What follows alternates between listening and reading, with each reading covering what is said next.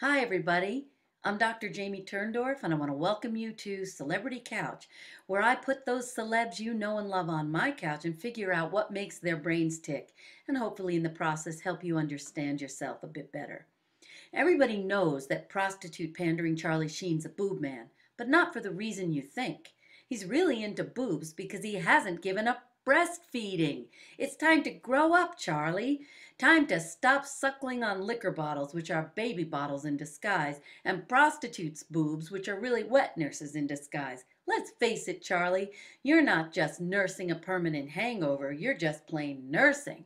All right, Charlie, time to lie down on my couch and give me a crack at analyzing that psyche of yours. Charlie, I hate to break it to you, but we're dealing with a serious case of sociopathy.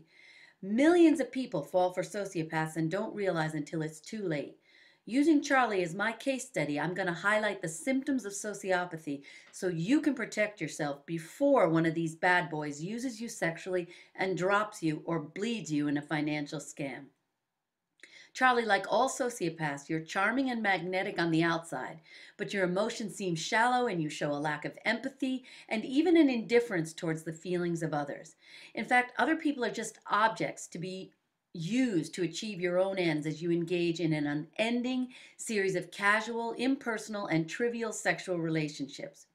Example, Charlie, you're a notorious womanizer who spent a reported $1 million on prostitutes in 1 year alone. That's some hard cash. Sociopaths are impulsive, have poor behavior controls, a great need for excitement, lack of responsibility, and adult antisocial behavior. The sociopath exhibits patterns of lying, deceitful, and manipulative behavior, lack of remorse or guilt, and denial of wrongdoing, and repeated lying about serious matters. Cut to you, Charlie. You were arrested after trashing your room at the Plaza Hotel, and the hooker you were with was locked in the bathroom in fear. Your official statement was that you hadn't hired her for sexual service. Then what did you hire her for? Room service or what? Physical therapy to cure chronic joint stiffness? Come on, Charlie. You also said the prostitute was in my room to pray with me. Oh, so that's why people heard you screaming, "Oh God, oh God." Most sociopaths harbor ill will toward family members. Again, Charlie, you're a repeated abuser of women. The news is full of reports of your shoving women around, including your wives, hitting them, holding them at knife point. You've even been arrested on charges of domestic violence. Sociopaths are also egocentric and grandiose, thinking they can be anything they want to be, as well as glib and superficial, and they see themselves as the center of the universe, as superior beings who are justified in living according to their own rules. Charlie, you were quoted as saying you have tiger blood and that you're a warlock. That sounds pretty grandiose to me. Now, Charlie, I wonder if your drug and alcohol abuse is a symptom of sociopathy and that crazy need for excitement that goes with the territory, or are you behaving like a sociopath because your personality is being twisted by the booze and the blow? Well, the only way I'm going to know whether the answer is the one or the other is for you to get clean once and for all. And until you do, we can't see the forest from the trees. So society at large, including your representatives and the legal system, is like one big boob, meaning an overindulgent parent who never sets limits.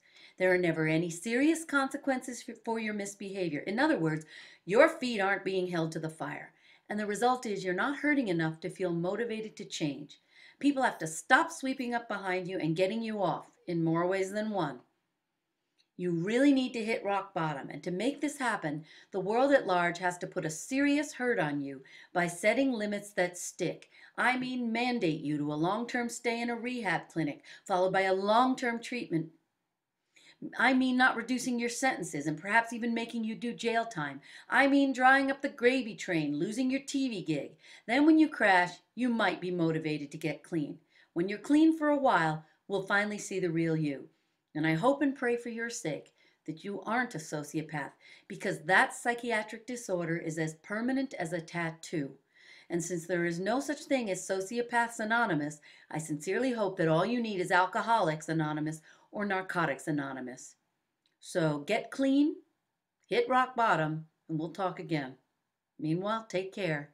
Talk to you soon.